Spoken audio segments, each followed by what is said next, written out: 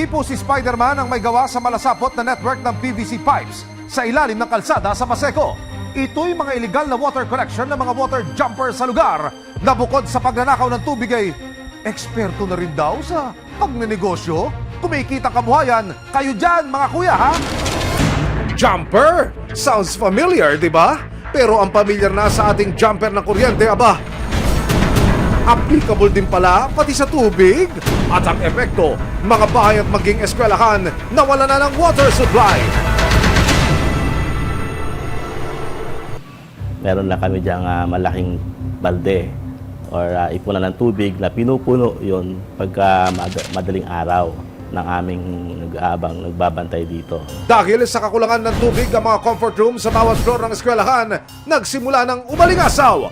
Maraming rooms kami, nasa 75 rooms kami. 5,000 yung bata namin dito. At pag nag-CR yan, talagang may amoy. Worst comes to worst, kami naman ay may authority naman na mag-suspend ng klase kapag walang tubig kasi mangangamoy kami. Nakapanayam ng resibo ang natukoy na supplier ng tubig sa lugar, ang Maynilad. At aminado silang mahirap ang supply ng tubig ngayon sa Paseco. Ang dahilan, mga water jumper. Ipag-ugnayan sa amin si Miss Jocelyn Umamba. Sinabi niya sa amin na may mga grupo ng kalalakihan na nagkakabit ng connection doon sa ating Maynilad pipeline. At kumikita sila sa pagkakabit ng illegal connections. Nagkukulang yung tubig dahil yung supply ay naaapektuhan ng mga illegal connections. Ang problemang ito nagpapainit ng ulo ng mga residente ng Barangay 649. Wala na pong tubig yung mga legal na may metro. Yung supply na dapat mapunta sa metro, hindi na po makakarating.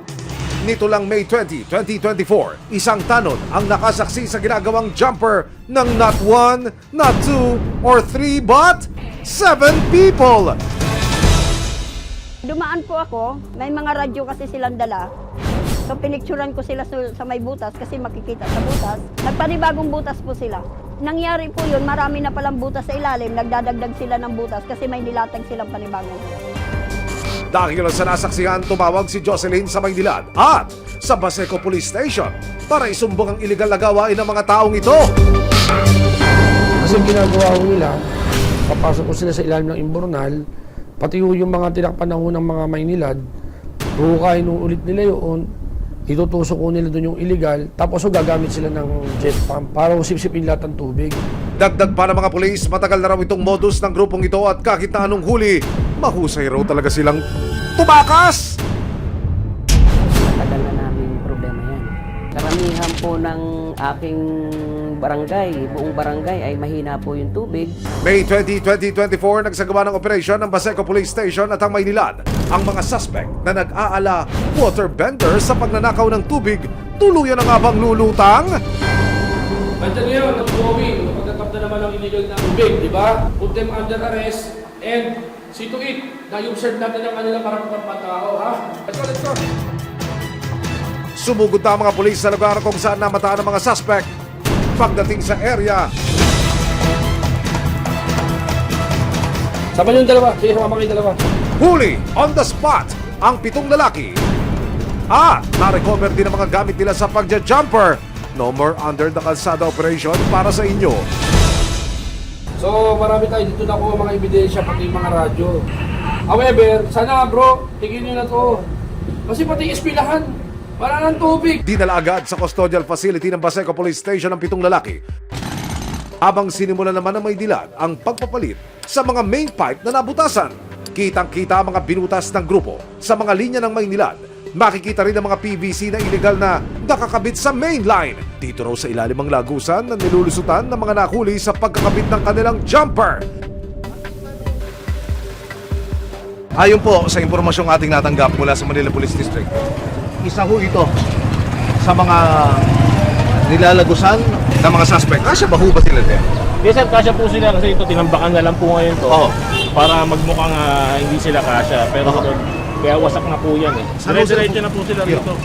Dito sa lugar na ito? Yan. Kasi na magkoconnecta ngayon. Oo. Ng mga, Ito na ho yung main line na tinatawag. Ito yung main line nila. Oo. na kinukuha na nila kasi malalim po yan eh. Diyan sila kumukuha ng linya. Narito po yung ilan sa mga ebidensyang nakalap ng Manila Police District at nakatakdang iharap sa husgado laban ho doon sa mga suspect na ngayon po ay nasampakan na ng kaukulang reklamo.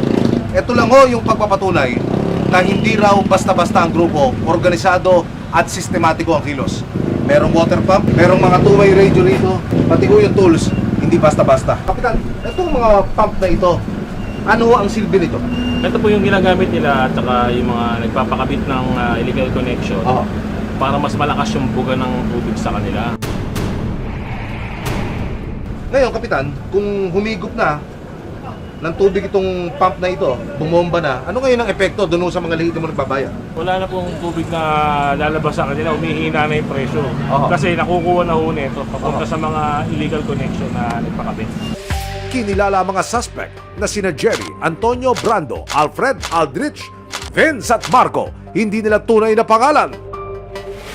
Nakapanayam din ng resibo ang mga suspect na nabisto ng pulis at Maynilad. Narito po tayo ngayon sa Baseco Police Station. Ang mga suspect po ay narito. Susubukin natin silang makapanayam. Tayo, ano masasabi nyo? Kayo ay kinasuhan kaugnay dito sa di umano, nakawan ng tubig na ito. Ako po, talagang may sarili kami metro ng Manila. Kaya sa araw na yun, naghanap ako ng mayroong matulong tubig para magkaroon kami ng sariling tubig. Eh, ano nangyari? Nadaanan din ako doon na nag-ano ng tubig. Ikaw, ano ginagawa mo ron? Nakaupo lang po ako kasama ko kami po. Hindi, kasi si tatay umamin, talagang dumiskarte siya para magkatubig. Ikaw rin ba, gano'n? Hindi po, nakakaupo lang po ako. Standby ka lang? Opo. Wala kang kinalaman dito? Wala po. Wala po. Kinasuhan ang mga suspect ng violation of RA 8041 illegal tapping to the water, sewer or distribution pipe. Kung mapapatunayang nagkasala, maharap ang mga akusado sa 6 na buwan hanggang 2 taong pagkakakulong at kabayarang doble sa halaga ng kanilang ninakaw o sinira ang payo naman ng mga pulis. Huwag natin gawing practice kasi ang dami din tao na nangangailangan ng tubig. Nakakaawa po yung ating mga kapitbahay. So sana ho, tigilan natin yan. Bawat kasamaang ginagawa, doble ang magiging kabayaran. Bawat iligal na hakbang, hindi isa, kundi marami ang pwedeng maapektuhan. Pero sa ilalim ng batas, walang ubra ang malatubig na dulas, lalong-lalo na kung may resibo.